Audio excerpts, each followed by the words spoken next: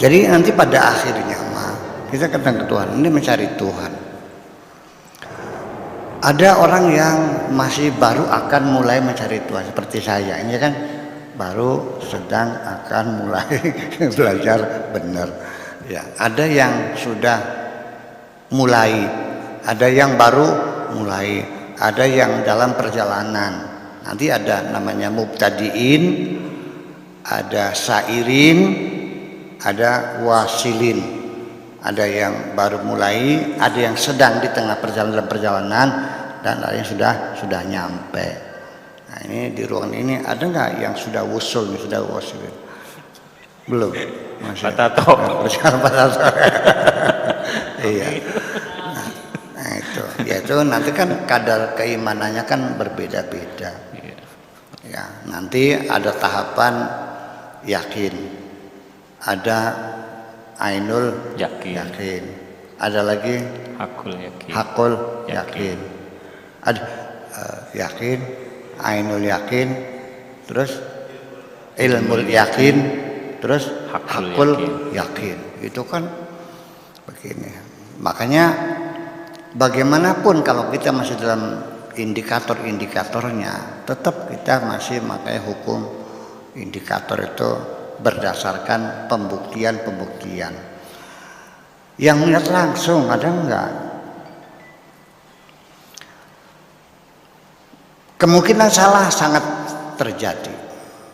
Nantinya saya akan mengatakan, semua orang yang beragama dan yakin ada Tuhan, semua orang yang tidak percaya tidak ada Tuhan, sama 50-50 kok.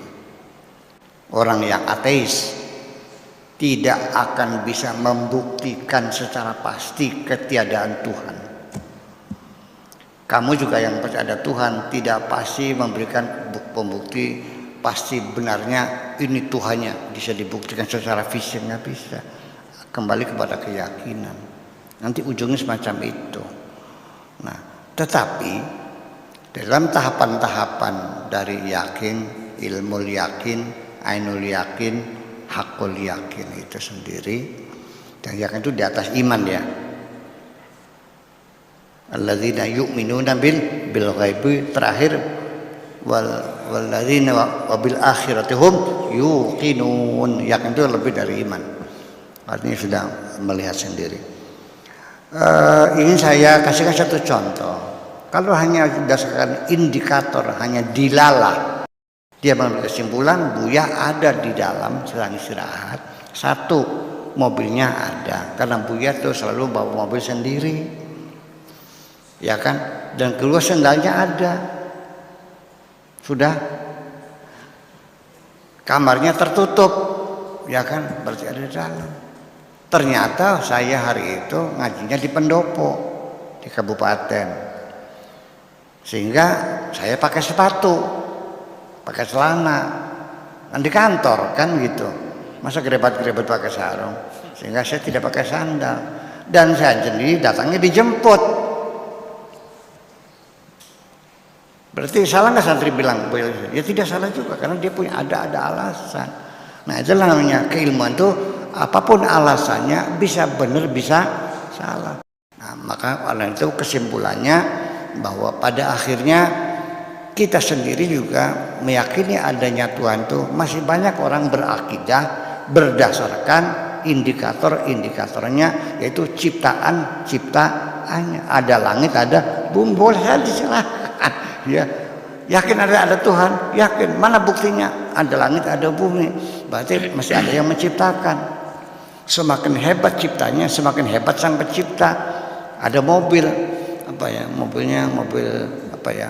Mobil kijang deh. Pinter kah yang bikin? Yang bikin BMW?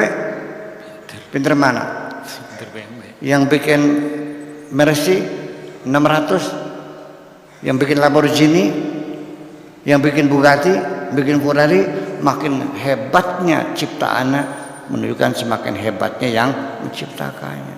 Lebih hebat mana yang buat pesawat dengan yang buat matahari? Nah, itu kan logika. Tapi kan nggak, karena belum pernah melihat Tuhan kan.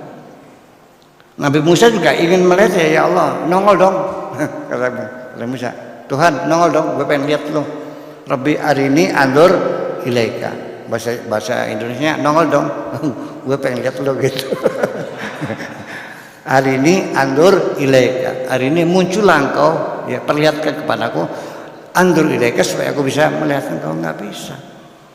Ya malah disuruh karena maksa. Oke, kalau begitu lihat gunung.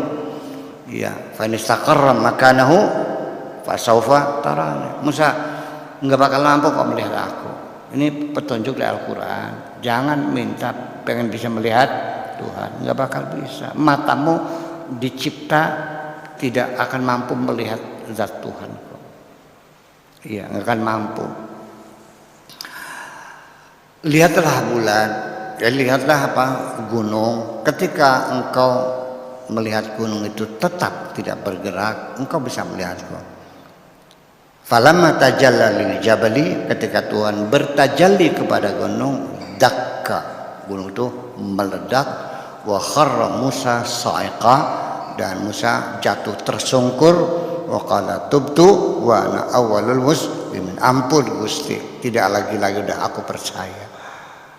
Tidak bisa melihat, kalau nggak bisa gitu. Itu nanti pada akhirnya yang melihat Tuhan pun tentunya bukan dengan mata ini. Laisa bil basari bal bil basira. Yang bisa melihat Tuhan itu adalah bukan basar, tetapi basirah. Bukan penglihatan mata kepalamu, tapi mata hatimu yang akan melihat Tuhan. Itulah kira-kira nanti orang yang sudah sampai usul, sudah bisa melihat Tuhan, dan kitabnya Ra'aitullah, aku melihat Tuhan, pasti melihatnya dengan mata batin itu, mata hati.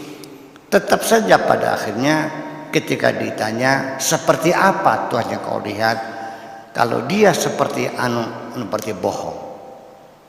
Tetapi kalau jawabannya tidak seperti apa-apa, betul bahwa Tuhan itu tidak seperti apa-apa. Laisa kamitslihi syai'un. Jadi pada akhirnya apakah Tuhan bisa dilihat? Di dalam Al-Quran sebagai sumber informasi yang paling dipercaya, wujuhu yawma idzin nadhirah, wajah-wajah mereka berseri-seri nanti dari kemudian, wa ila rabbiha nadhirah, dan wajah-wajah itu akan melihat Tuhan. Berarti Tuhan bisa dilihat. Tetapi kapan? Nanti di hari akhirat. Nah, di sini kita dari informasi Al-Quran, Tuhan bisa dilihat. Tapi waktunya kapan? Nanti di akhirat. Sebab ketika orang yang meyakini Tuhan bisa dilihat, tetapi ketika saya nanya, seperti apa Tuhan yang kau lihat? Ketika jawabannya tidak seperti apa-apa, ya betul juga. Betul nggak? Tapi kalau Tuhan seperti ini, waduh, setan betul ya. Bahwa Tuhan tetap jawabannya tidak seperti apa-apa. Dan Nabi Muhammad juga pernah melihat Tuhan di Sidratul Muntaha dalam kisah Isra Mi'raj. Satu-satunya manusia yang bisa melihat Tuhan adalah Kanjeng Nabi Muhammad. Dan kalau kita tanya Kanjeng Nabi seperti apa Tuhanmu, tetap dia akan mengatakannya laisa kamitslihi syai'un, Tuhanku tidak seperti apa-apa. Terima kasih, begitulah kira-kira. Ya Rasulullah, ya Nabi, laka syafaat.